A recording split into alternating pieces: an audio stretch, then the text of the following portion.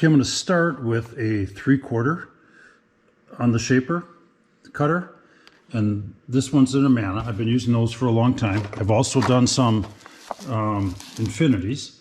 I just happen to have the Amana, so I'm going to put a 3/4 and a 3/4 on there. I'm going to try that and see if everything will fit and still give me what I need.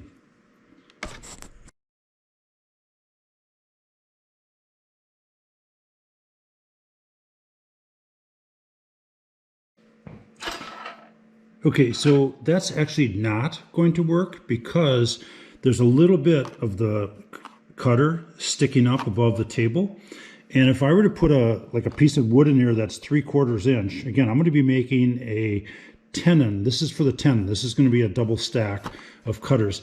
If I was putting a 3/4 inch piece of wood in here that was just a hair greater than 3/4 and I wanted to take it down to 3/4, well, I'd be taking off too much material. So what I'm going to have to do, this is 3/4, I'm going to drop that down. I'm going to find a 1/2 inch cutter, which I have in my bin. And that way it'll be below the surface, so I'll always have the option of dropping it down lower than that.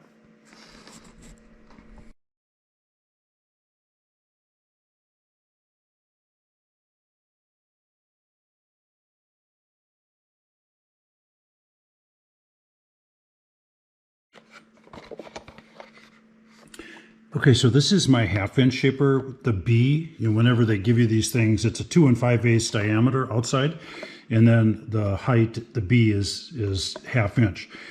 It can take either a 1/2 inch or a 3/4 inch shaft. Mine is set up with the 3/4. I just leave it that way. So that's what I'm going to be putting in there. You got to make sure you face it the correct direction. And yes, those cutters could use a little cleaning, but that's the way it is. Okay, so now you can see the difference is that now when I take it all the way down, it goes below the surface, and yet I can still come up and pick up as much as a 1/2 inch. I can't get any more than that because it's a 1/2 inch cutter, right? But that's going to be plenty. So if I put a piece of 1 inch material in here and I wanted to make a tenon right down the middle of that, then I would bring this up basically, what, 1/8 of an inch. So I could, use a spacer or something like that to bring it up 1/8. And then I can, the other one is going to be above that. I'll show you how that's going to work in a minute.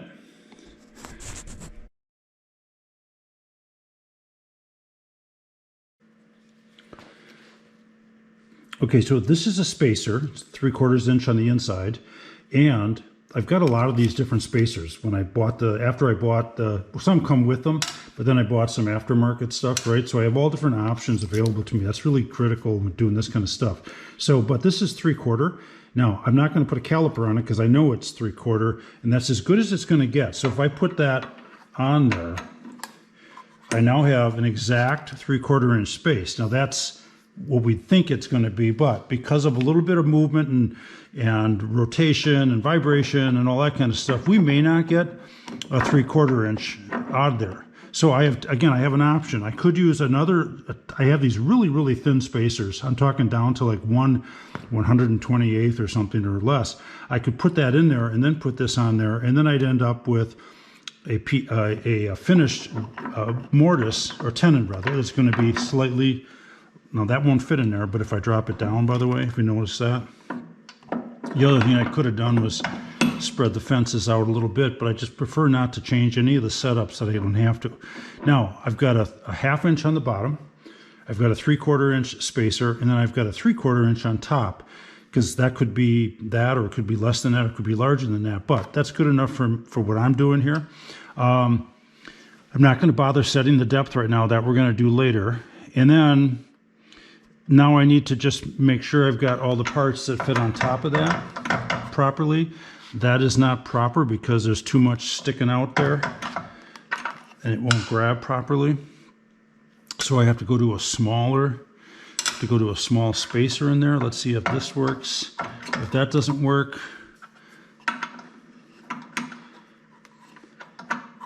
to me that's getting pretty close, but I have a smaller one than this, so I'm going to grab that.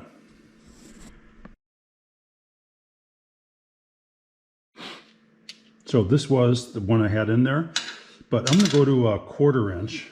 That way I can get it on there. We have to work it on a little bit.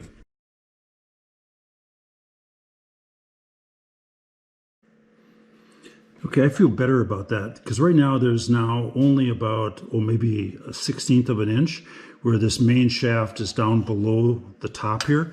That way when I put this on, that's the standard cap that comes with it, the washer, and then I put my bolt in there, right? When I put that in there and snug it down, my hand's going to be in the way for a second here. Sorry about that, there we go. Okay, when I snug this down, then the pressure of this washer is pushing down on this black outer piece, which it has to do because that then transfers itself down to any spacers and then also the cutters and themselves. If this is too high, if the shaft is higher than that and that washer doesn't go down, then I did this once or twice and I went, okay. Then that washer would sit there like that, high up, and it would sit up above this and it wouldn't be putting pressure down. And so when you turn the machine on, everything's gonna basically kind of spin, but as soon as you put a little bit of wood in there, it's going to stop spinning because there's too much, there's a gap in there. So you need that to go down all the way. I'm going to finish that up.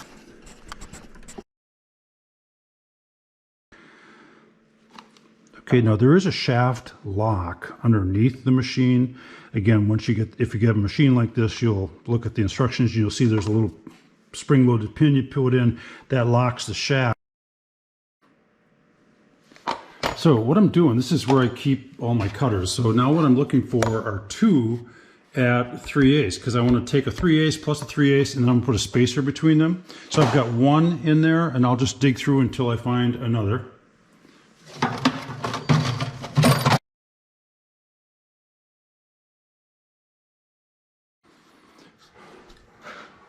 Okay, then the other thing that I'm going to get out of there is this. And it was unbelievable how much I paid for this. If I recall, I don't know if the price is still on it anywhere, but if I recall, it was like $25 at the time. And I thought, really? But boy, do I use that. It's got all these different things on it. I'll show you a little bit about that later, but basically it's shims that fit over a 3/4 shaft.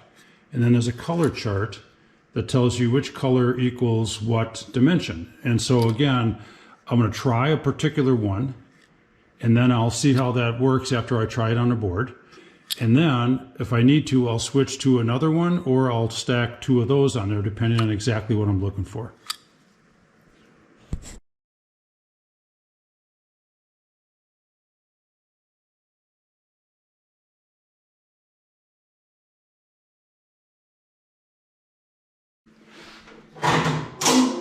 Okay, the first step was to unplug it. The second step is to reach under, grab that spring-loaded lock that locks the shaft in place so that when I use the wrench on it, I could hear it lock into place. That way, when I put this guy on it, I don't have to try to reach under and hold anything, it'll hold it for me.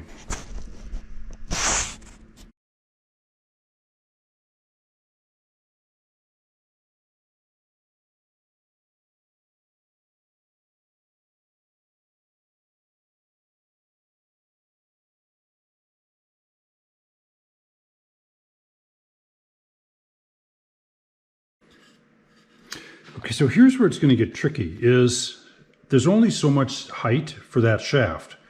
This is a jet machine.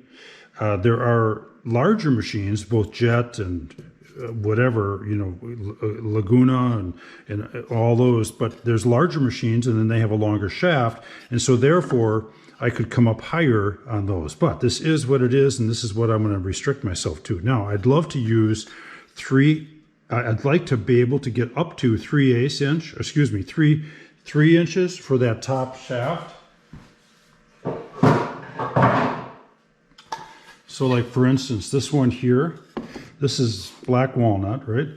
And my top on the I-beam is 3 inches across. I'd love to be able to get that out of it. So in order for that to happen, I need to be able to get up.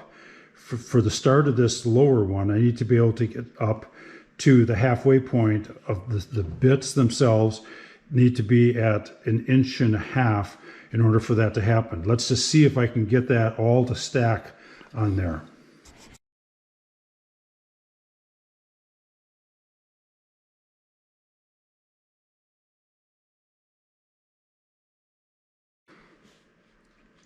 Okay, so the good news is that yes, I made a mark here at 1.5. And if you can't see that mark, but if I put that, it comes right in between the two here. So I know I can make that if I lift it up this high, and I could even go higher. So I might even be able to get like 4-inch or whatever. So I know I can make 3-inch, which is really, really good news. All right. But then I have to be careful, like how low do I get?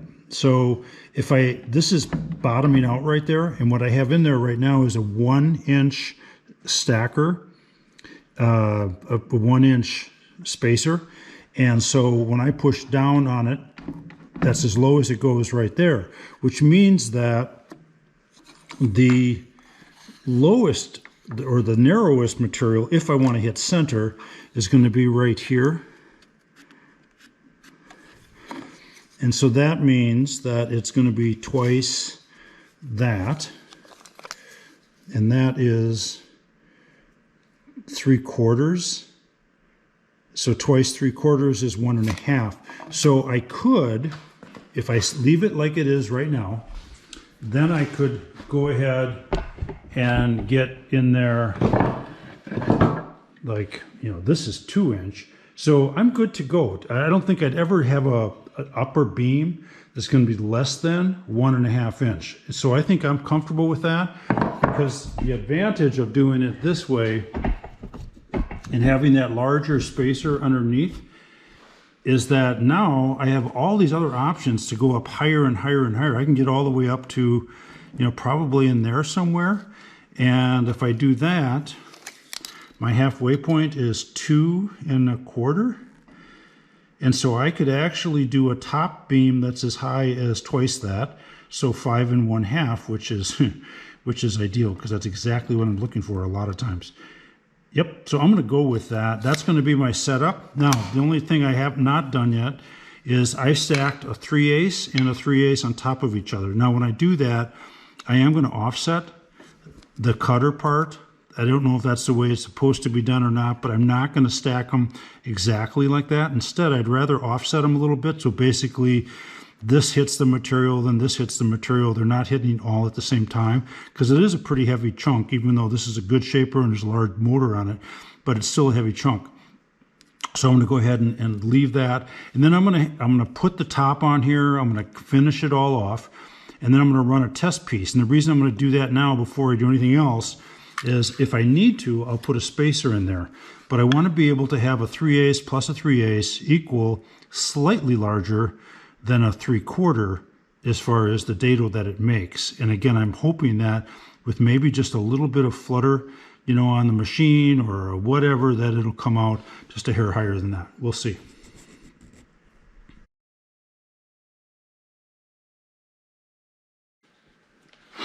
Okay, so I used a 1/2-inch spacer above that, and then I ended up exactly what I wanted, which was to have the main shaft be slightly lower than that upper piece, because again, once I put the same with the other setup on the other shaper, as soon as I put that washer on there and then I put the bolt in there, I want that bolt to tighten down that shaft, not on the shaft, a little tight in there. I should lower it a little bit. That makes it a lot easier.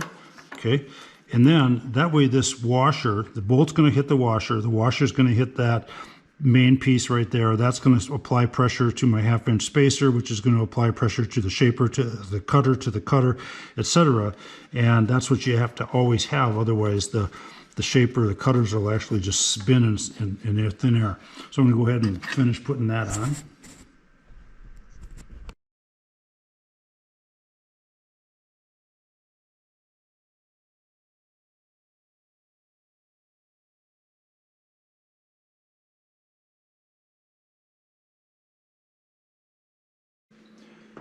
Okay, before I go any further, I'm going to remove the shaft lock.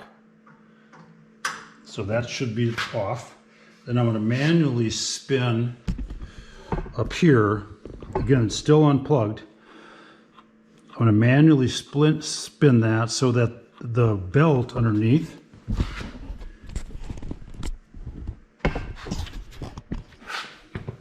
spins on the shaft that it's on, because I had been moving that thing up and down quite a bit, and in doing so it's very possible that that belt would be at an angle of the pulley to the big pulley to the little pulley, and then when you turn the machine on, it just spins itself off. You have to put it back on.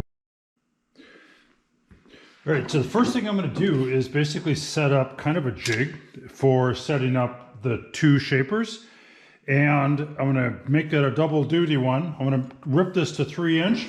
This is 1.5. I'll show you how I'll use that in a little bit.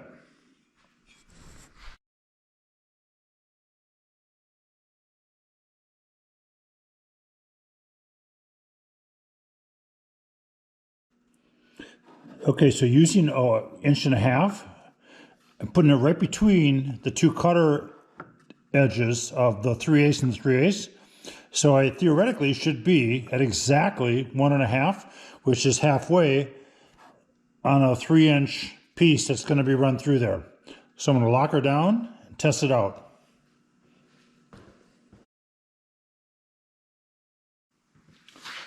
Okay, all my machines are, pretty much all of them are set up on an automatic dust collector. So as soon as I turn this thing on,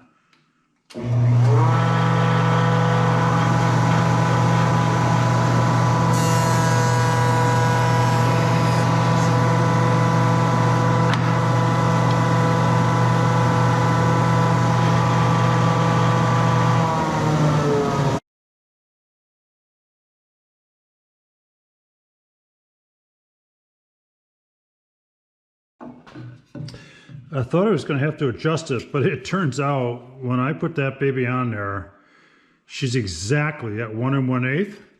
And I put the other side on exactly at 1 1/8. So it's not going to get any closer than that. So this machine is set up, got her locked down, ready to go.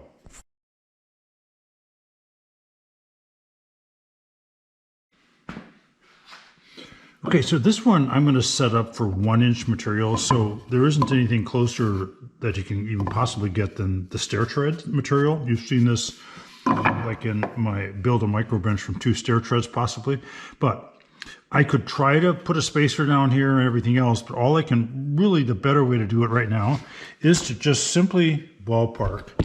Then the truth is going to be in the pudding, as they say. It's going to be, no matter how hard you measure, what's it really going to come out to, okay? And I am unplugged right away. So I have a feeling that that's getting pretty close, other than I think I need to go down just a hair, which isn't easy on a shaper. That's because of just the way they're set up. But let's just give that a shot, see what happens.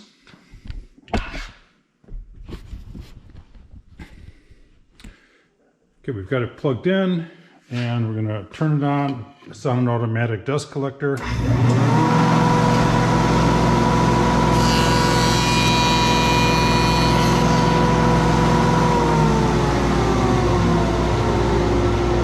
I'm checking for 2 things here. One is I'm checking to see the distance from here to here. Those two should be equal, at least for this original setup. The other thing I'm looking at is the distance, the depth. All right, now I already have set this up so I know that it's exactly where I want it to be. It is actually slightly less than a quarter intentionally, and I'm talking a 32nd or a 64th, and that's to allow some glue. But it looks like I need this. I'll check that with the measurement. Let me see.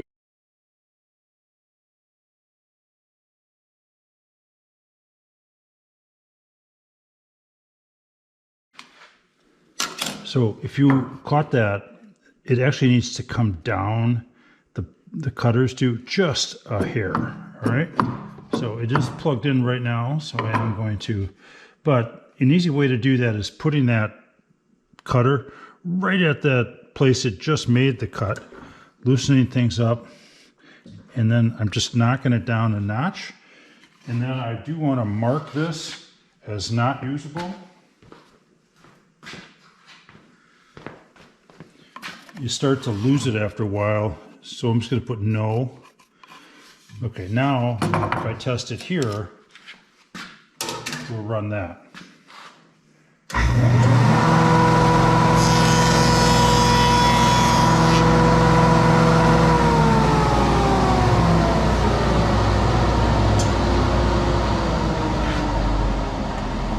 Okay, calipers down, just up a little bit. Okay, calipers down, I've got 0.13, flip it. Make sure I'm back to 0 on the calipers. I'm using inches, by the way. Then again, pump it down to the end there, 0.16. Boy, that's about as close as you're going to probably get on that too. I could fight that for a while, but then if the boards point, it's 2 places behind the decimal difference in thickness, or you're not pushing down as hard, all of that's going to be, it's going to make the difference anyhow. So this is going to be close enough. So this one is totally set up. This is set up, and I did measure that depth already. So, and what I'm getting on that is 0.23. And again, that's intentional to be slightly less than 0.25, allow room for glue. So this shaper to make the tongue is all set to go for 1-inch material. This shaper to make the groove is all set up for 3-inch material, because I'm using a 1.5 to take it to the halfway, right? And then the saw I already had set up, and then we'll just, I used the fence, but let's just double check that again. I'm zeroing out. This was the board that I cut with the table saw, and I have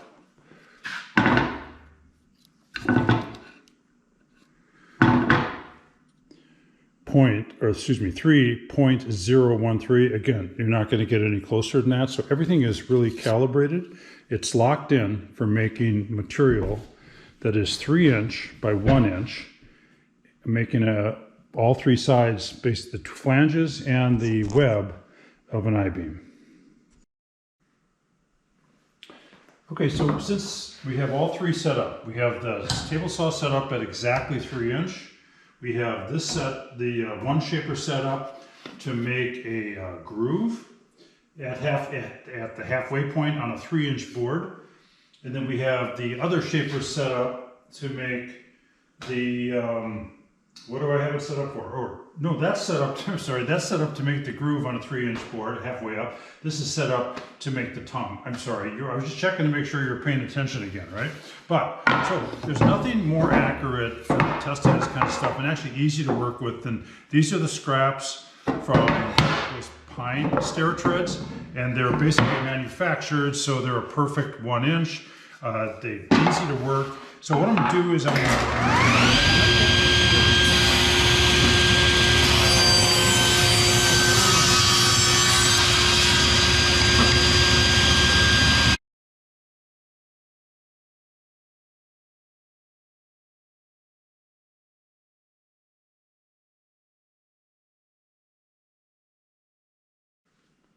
Okay, so for this, again, these were the one of the flanges, one of the flanges. Now this is going to be, this is just, again, some scrap. It's 1-inch, perfect 1-inch thick, basically.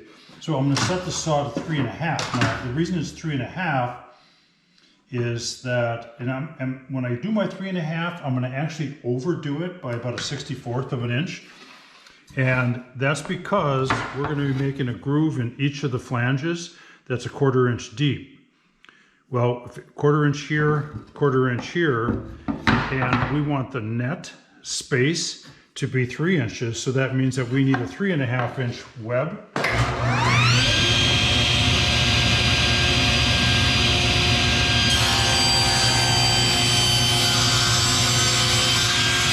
Maybe I'll get 2 of them out of that.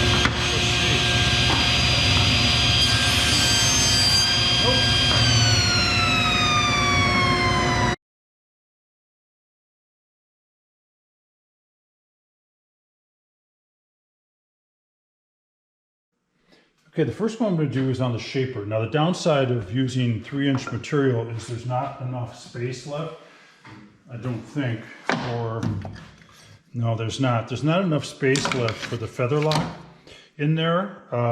If we were running it this way, yes, right, we're going to see that on the other one, but there's not enough space to run a feather lock in here.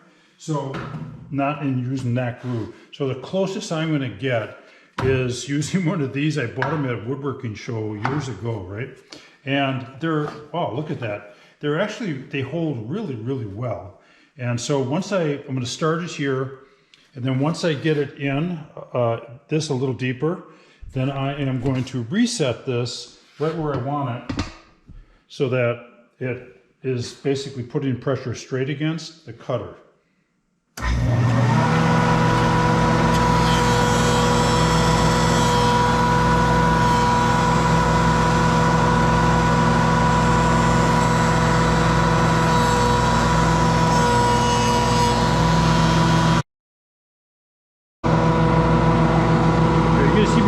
But what's really important is that when you're going to do the other edge, you don't flip it this way, because then you're going to have a difference in the height, whereas if you go this way with it, your height is going to stay the same.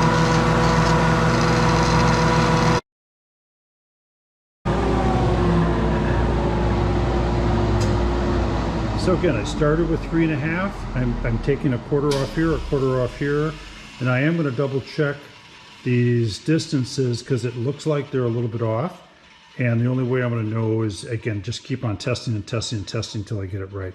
Then once I got it set, leave it. Again, this is my very first run after all this setup stuff, so if it's off a little bit, that's all right. I'll figure it out and I'll tweak them as I need it, and then you get better and better every time. And again, you're never going to get it perfect, and that's the nice thing about this I-beam thing, is that there's actually a lot of flexibility in being off by a little bit in most cases. So, start her up.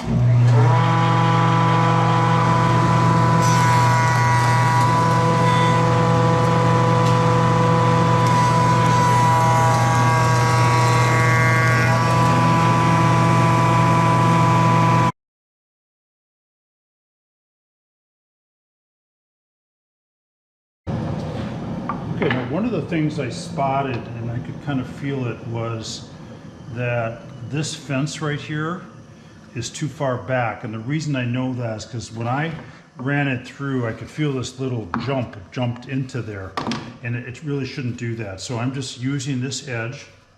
I'm not going to change my setting on this side. I'm just going to change it on this side by loosening that and then bringing the fence just a hair closer, not too close, but at least a little bit closer than it was before. And I think I have a much better setup there now. And then the way we're going to test this out is we're going to put our, and again, I can tell that one side is ticking off a lot more than the other side. And that's why, again, I encourage you to flip it this way and not flip it that way. And that's this way your inconsistencies will be on the same side. So there's basically your I-beam. And that is a 3-inch on top, the flanges. 3-inch should be in the middle. Let's just check that.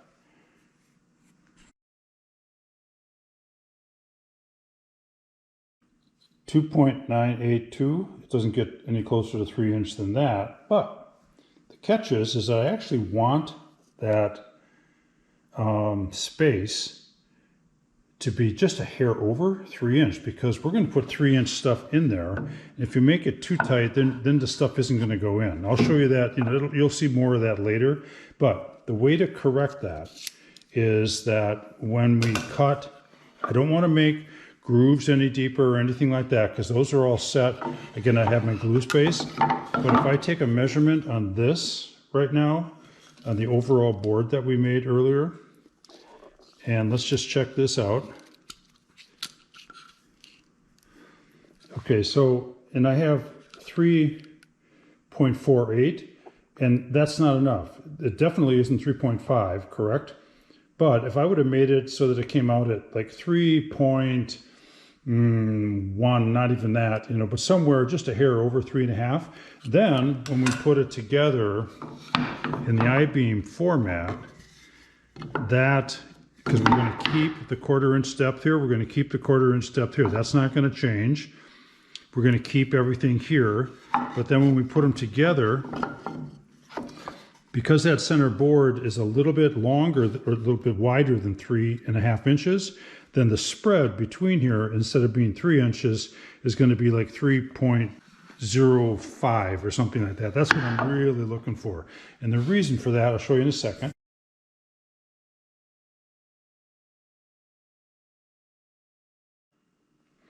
Okay, so this one was an older one that I had worked out, but if you notice, there's nothing holding this in there other than a little bit of pressure. And so because this was a perfect 3 and this was a hair over 3, and in fact they're both almost perfect, right? It fits right in there. Now we're still going to use some joinery in there, but basically that's what we're going for, is that kind of look like that. And then there's some other things that we might do with filler in here. But if I did that in here, would it fit? Yes, but I might not. It might be a little too tight. The other reason is that when we do these glue ups, I'm going to use Gorilla Glue. And if I'm careful not to get, where I can help it, not to get it in the groove. So, or get it to where it goes beyond the groove rather. So I'm going to try to get the Gorilla Glue definitely in here and then a little bit on each of the shoulders.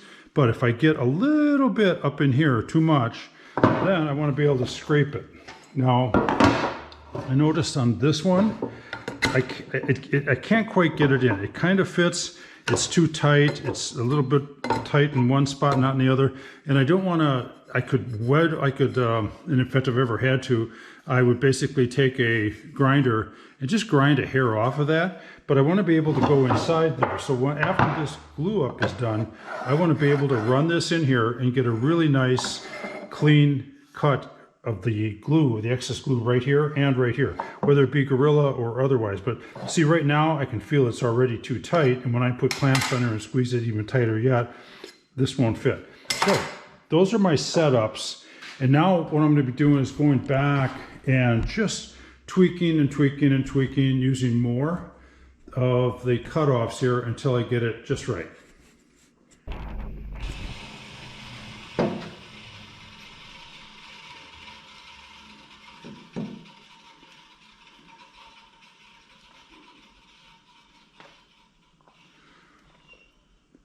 Point 0.16.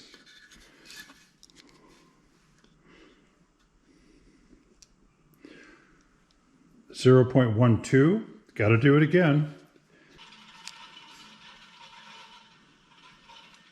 0.14, getting a lot closer.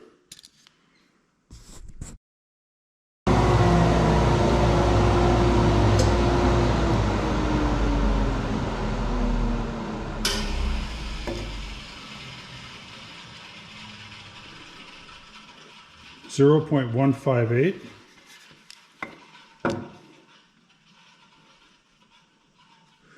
0.14, and I'm going to say that's as close as it's going to get, because the rest of it has to do with pressure, downward pressure, upward pressure, a little bit of movement of the board, whatever. So I'm comfortable with that. So I now have this one totally calibrated.